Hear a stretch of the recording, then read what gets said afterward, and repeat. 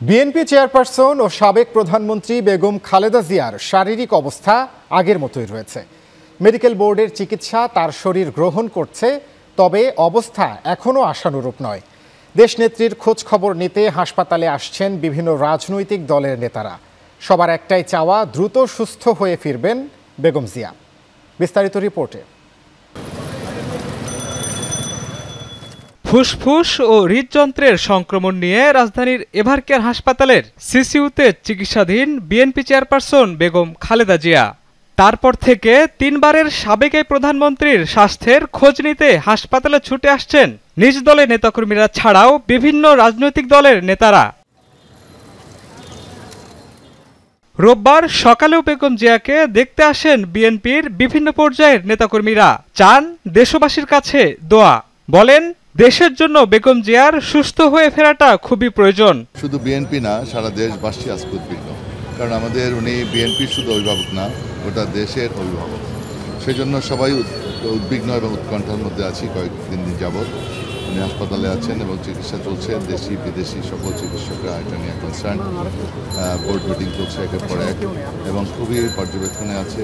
চিকিৎসার অপরিবর্তিত এখনো। বেগম খালেদা জিয়া হচ্ছে বাংলাদেশের ঐক্যের প্রতীক। বাংলাদেশের এই সংকটময় মুহূর্তে বেগম খালেদা জিয়াকে বেঁচে থাকা খুবই দরকার এবং বাংলাদেশের মানুষ আজকে উনি অসুস্থ না হলে বুঝতাম না এদেশের মানুষ তাকে কতটুকু ভালো।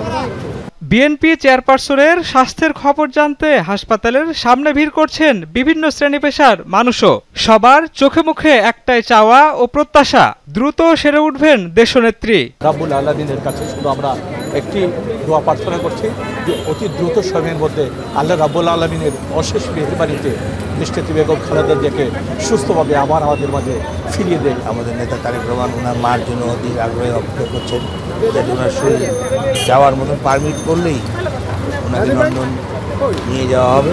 সেখানে মায়ের চিকিৎসা শেষে আমাদের নেতা, আমাদের মাতা সহকারে, দেশনেত্রী বেগম খালেদা জিয়া সহকারে আমাদের নেতা তারেক রহমান অতি সত্বর মাকে নিয়ে দিয়েছেন। হৃদযন্ত্র ও ফুসফুসে সংক্রমণ ছড়িয়ে পড়ায় খালেদা জিয়ার অবস্থা সংকটাপন্ন।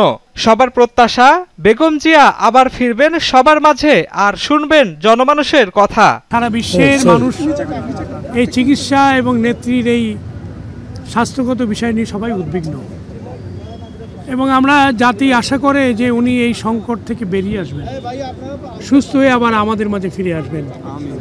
এবং আমরা যেটা মনে করি যে বাংলাদেশের মানুষের কাছে সবচেয়ে গ্রহণযোগ্য এবং জনপ্রিয় নেত্রী বেগম খালেদা জিয়া। প্রায় এক সপ্তাহ আগে শারীরিক অবস্থার অবনতি হলে বিএনপি চেয়ারপারসন বেগম খালেদা জিয়াকে হাসপাতালে ভর্তি করা হয়। শাহিনুল ইসলাম সাগর, চ্যানেল 9, ঢাকা।